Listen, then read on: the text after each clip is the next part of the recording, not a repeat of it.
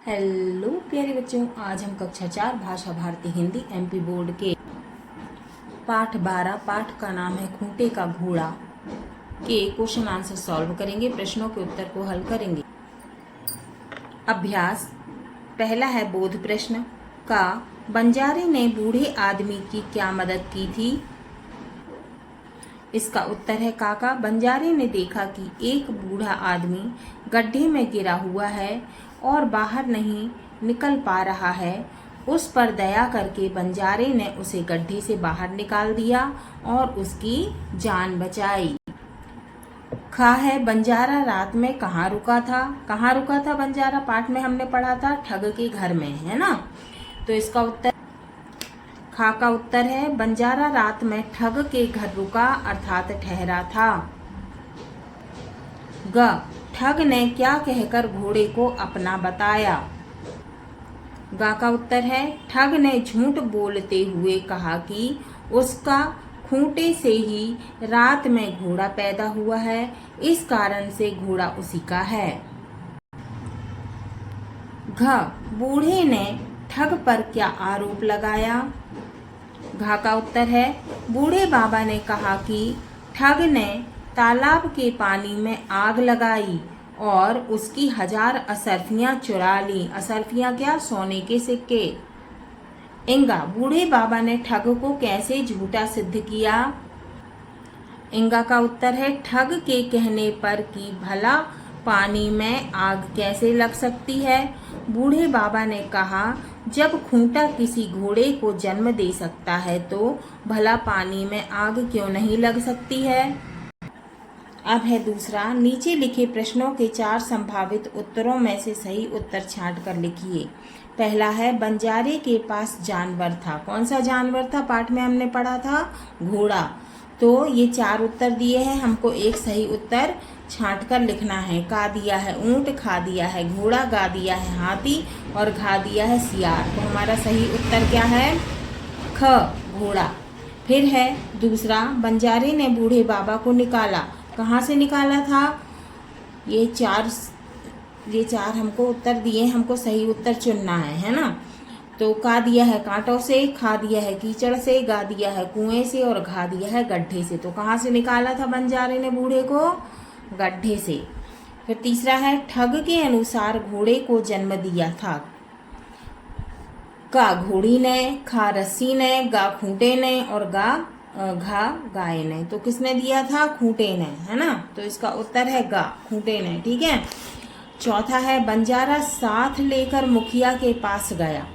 का व्यापारी को, खा सिपाही को, गा बूढ़े बाबा को और घा साधु को। तो इसका सही उत्तर है गा बूढ़े बाबा को। अब है प्रश्न नंबर तीसरा, किसने किससे कहा। का उन ठगों को ऐसा सबक सिखाऊंगा कि जीवन भर याद रखेंगे। इसका उत्तर है बूढ़े बाबा ने बंजारे से कहा। खा मेरे खूंटे ने इस घोड़े को जन्म दिया है। उत्तर है ठग ने बंजारे से कहा। ग मैं जंगल में एक तालाब के किनारे रहता हूँ। इसका उत्तर है बूढ़े बाबा ने मुखिया से कहा। अब है भाषा अध्ययन। पहला प्रश्न है इसका, संबंध जोड़िए और लिखिए। घोड़े का खूंटा, तालाब का मछली, सियार का मांद और रस्सी का लगाम। तो इसको हमने यहाँ लिख दिया, घोड़े का खूंटा, तालाब का मछली, सियार का मांद और रस्सी का लगाम। दूसरा है भाषा अध्ययन का, इस शब्द जाल में 10 जानवरों के नाम लिख दिए गए हैं। नाम आड़े खड़े और तिरछे भी हो सकते हैं। नाम का घेरा बनाइए और लिखिए। तो यहाँ पे लिखा है ऊंट, है ना। तो जैसे उदाहरण के लिए लिखा है ऊंट, ठीक है। फिर वैसे ही क्या लिखा है? बकरी, ठीक है। बकरी ये हमने लिख दिया। फिर क्या है? घोड़ा, है ना, घोड़ा, है ना। शेर, रीछ, गाय, हाथी, है ना। ये सब तो हमने यहाँ लिख दिए। पहला ऊंट, दूसरा बकरी, तीसरा गाय, चौथा घोड़ा, 5वां शेर, 6वां सियार, 7वां गधा, 8वां हिरन, 9वां रीछ और 10वां हाथी, है ना। ये हमने ढूंढ लिए हैं यहाँ से, ठीक है। अब क्या है तीसरा भाषा अध्ययन का, नीचे लिखे मुहावरों के अर्थ समझकर उनका वाक्य में प्रयोग कीजिए। पहला दिया है चैन की नींद सोना, मतलब बेफिक्र होना, है ना, कोई फिक्र नहीं होना। हमको इसका वाक्य बनाना है। वाक्य बनाया, बंजारा चैन की नींद सो गया। फिर दूसरा, हाँ में हाँ मिलाना, मतलब बिना सोचे समझे किसी बात का समर्थन करना। तो हमने इसका बनाया वाक्य, ठगों ने अपने पड़ोसी ठग की हाँ में हाँ मिलाई। फिर तीसरा है पासा पलटना, इसका मतलब है परिस्थिति बदल जाना। इसका वाक्य है, अब क्या पासा पलट चुका था, पछता कर ठग ने बंजारे का घोड़ा वापस दे दिया। फिर है चौथा भाषा अध्ययन का, इन वाक्यों को सही ढंग से लिखिए। सही लिखना है हमको, जैसे क एक था बंजारा, तो यहाँ पे सही लिखा है एक बंजारा था। खा इतना कहकर नानी चुप हो गई, इतना कहकर नानी हो गई चुप, तो इसका उत्तर है इतना कहकर नानी चुप हो गई। फिर ग घोड़े ने पिया जी भर कर पानी, तो इसका उत्तर है घोड़े ने जी भर कर पानी पिया। घ उसका रास्ता गुजरता था जंगल से, उत्तर उसका रास्ता जंगल से गुजरता था।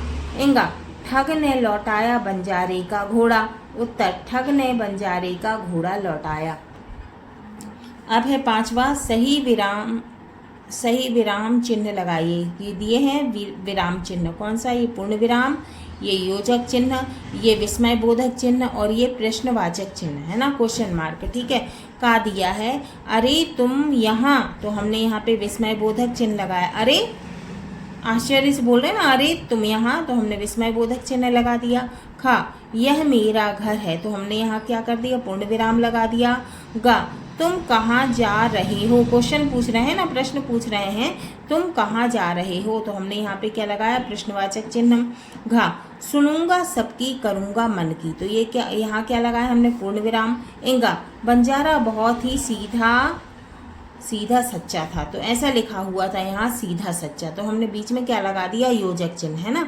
बंजारा बहुत ही सीधा योजक चिन्ह सच्चा था, फिर पूर्ण विराम। ठीक है, अब यहाँ पर एक कविता दी हुई है, इस कविता को याद कीजिए। अगर कहीं मैं घोड़ा होता, वह भी लंबा चौड़ा होता, तुम्हें पीठ पर बैठा करके बहुत तेज में दौड़ा होता, पलक झपकते ही ले जाता दूर पहाड़ों की वादी में, बातें करता हुआ हवा से बियाबान में आबादी में। अब यहाँ एक सुविचार भी दिया हुआ है, चालाकी से कोई बड़ा काम नहीं हो सकता।